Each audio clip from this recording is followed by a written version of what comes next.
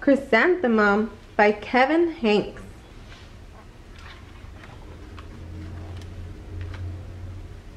The day she was born was the happiest day in her parents' lives. "She's perfect," said her mother. "Absolutely," said her father. And she was.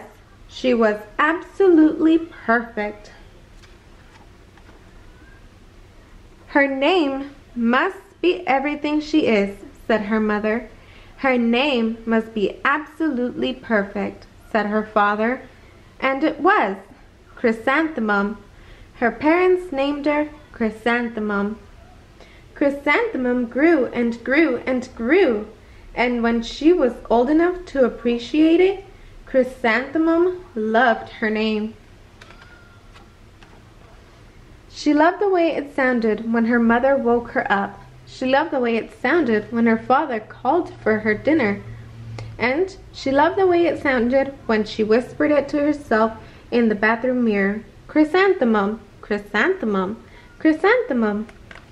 Chrysanthemum loved the way her name looked when it was written with ink in an envelope. She loved the way it looked when it was written with icing on her birthday cake. And she loved the way it looked when she wrote it herself with her fat orange crayon. Chrysanthemum, chrysanthemum, chrysanthemum. Chrysanthemum thought her name was absolutely perfect, and then she started school. On the first day, Chrysanthemum wore her sunniest dress and her brightest smile. She ran all the way. "Hooray," said Chrysanthemum. "School!" But when Miss Chud took roll call, everyone giggled upon hearing Chrysanthemum's name. "It's so long," said Joe. "It scarcely fits on your name tag," said Rita, pointing. "I'm named after my grandmother," said Victoria. "You're named after a flower." Chrysanthemum whittled. She did not think her name was absolutely perfect. She thought it was absolutely dreadful.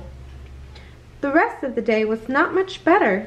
During nap time, Victoria raised her hand and informed Miss Shad that Chrysanthemum's name was spelled with 13 letters. "That's exactly half as many letters as there are in the entire alphabet," Victoria explained. "Thank you for sharing that with us, Victoria," said Miss Shad. "Now put your head down." "If I had a name like yours, I'd change it," Victoria said, as the students lined up to go home. "I wish I could," thought Chrysanthemum miserably. "Welcome home," said her mother. "Welcome home," said her father. "School is no place for me," said Chrysanthemum. "My name is too long. It scarcely fits on my name tag. And I'm named after a flower." "Oh, psh," said her mother. "Your name is beautiful, and precious, and priceless, and fascinating, and winsome," said her father. "It's everything you are," said her mother. "Absolutely perfect," said her father. Chrysanthemum felt much better after her favorite dinner, macaroni and cheese with ketchup, and an evening filled with hugs and kisses and parcheesi. That night, Chrysanthemum dreamed that her name was Jane. It was an extremely pleasant dream. The next morning, Chrysanthemum wore her most comfortable jumper. She walked to school as slowly as she could. She dragged her feet in the dirt. "Chrysanthemum, chrysanthemum, chrysanthemum," she wrote. "She even looks like a flower," said Victoria, as Chrysanthemum entered the playground. "Let's pick her," said Rita, pointing. "Let's smell her," said Joe. Chrysanthemum wilted. She did not think her name was absolutely perfect. She thought it was absolutely dreadful.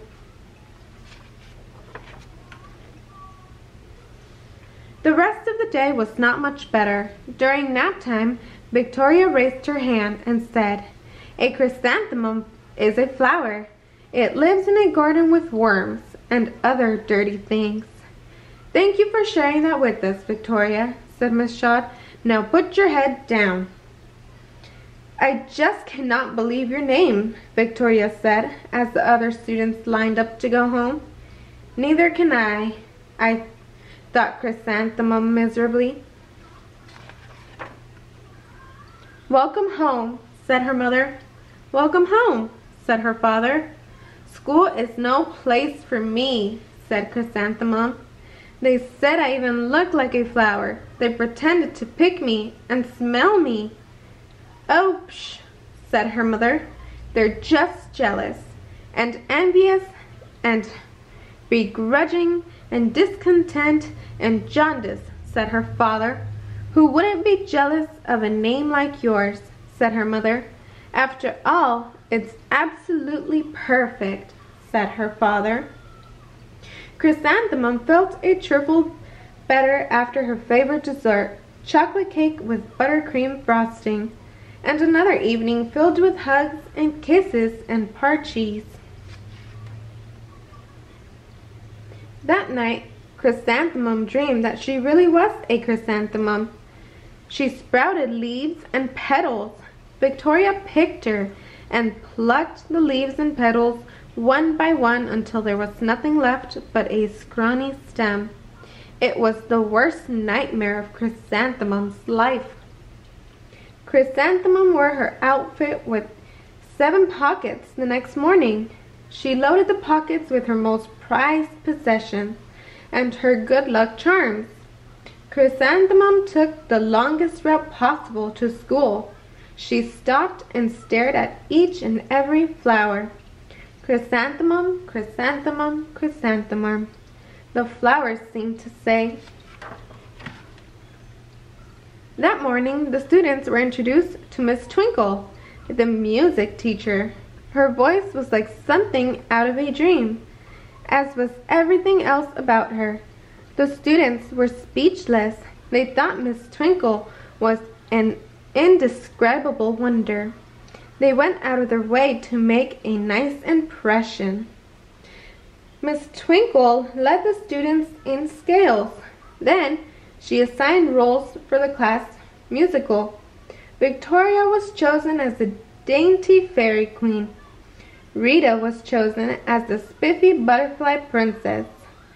Jo was chosen as the all-important pixie messenger. And Chrysanthemum was chosen as a daisy.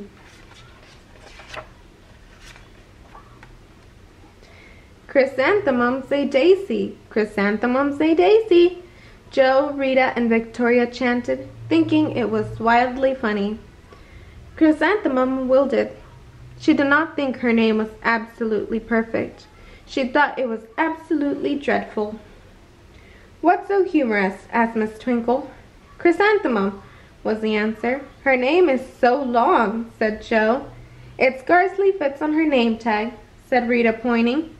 "I'm named after my grandmother," said Victoria. "She's named after a flower." "My name is long," said Miss Twinkle. "It is?" said Jo. "My name would scarcely fit on a name tag," said Miss Twinkle. "It would?" said Rita, pointing. "And," said Miss Twinkle, "I'm named after a flower, too." "You are?" said Victoria. "Yes," said Miss Twinkle. "My name is Delphinum Twinkle, and if my baby is a girl, I'm considering Chrysanthemum as a name. I think it's absolutely perfect." Chrysanthemum could scarcely believe her ears. She blushed, she beamed, she bloomed. Chrysanthemum, chrysanthemum, chrysanthemum. Jo, Rita, and Victoria looked at Chrysanthemum longingly. "Call me Marigold," said Jo. "I am Carnation," said Rita, pointing. "My name is Lily of the Valley," said Victoria. Chrysanthemum did not think her name was absolutely perfect. She knew it. The And